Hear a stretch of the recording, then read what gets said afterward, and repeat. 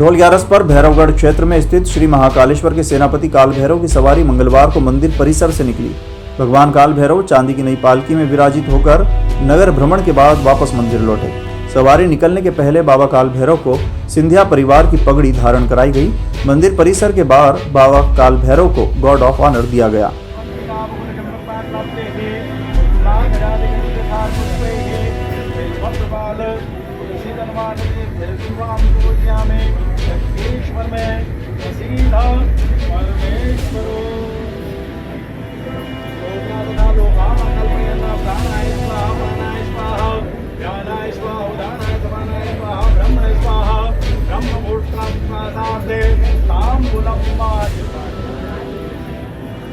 मंगलवार को भाद्रपद शुक्ल एकादशी को काल भैरव मंदिर पर विभिन्न धार्मिक आयोजन सुबह से ही शुरू हुए।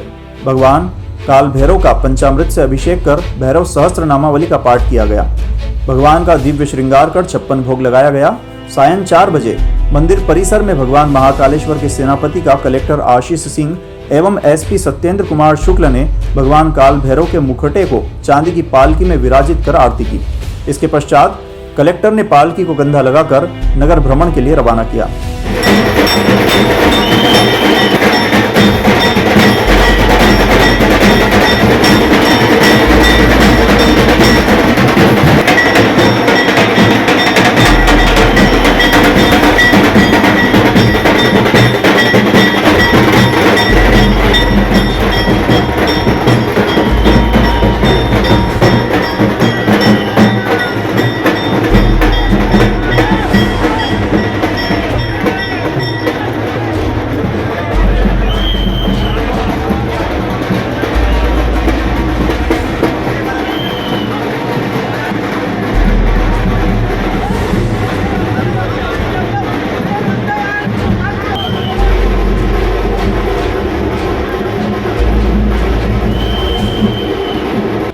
बाबा की सवारी के साथ साथ ढोल, बैंड, झांकी, अखाड़े, ध्वज, हाथी, घोड़े, बग्गी सब शामिल थे।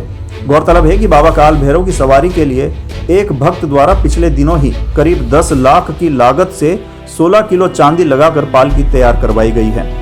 सवारी निकलने के पहले सोने चांदी के आभूषण से भगवान काल भैरव सजे और परंपरा अनुसार बाबा को सिंधिया परिवार की ओर से पगड़ी अर्पित की गई।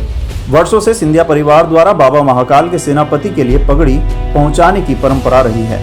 बाबा काल भैरव की सवारी मंदिर से रवाना होकर जेल चौराहे पर पहुंची। यहां जेल प्रशासन द्वारा पूजन किया गया।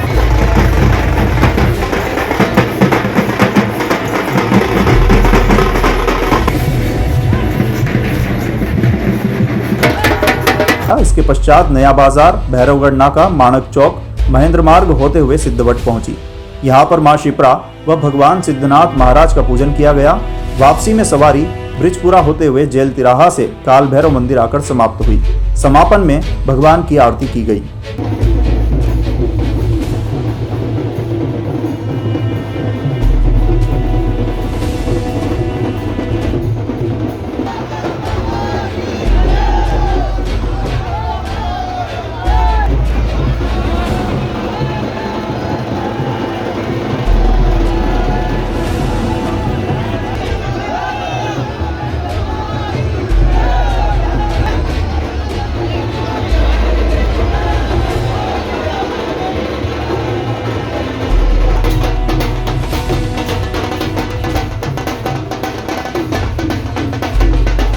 ढोल ग्यारस के अवसर पर बाबा काल भैरव की पालकी आज निकाली गई है और शासकीय पूजन हमारे द्वारा इसमें किया गया है। बहुत ही हर्ष का विषय है कि 2 साल जो कोविड के थे, जिसमें कि किसी भी प्रकार से जो श्रद्धालु हैं उनका इस सवारी में भाग लेना प्रतिबंधित था, लेकिन इस बार वो प्रतिबंध समाप्त हो गया है। बहुत खुशी की बात है कि कोविड के सारे नियंत्रण जो है वो खत्म हो गए हैं।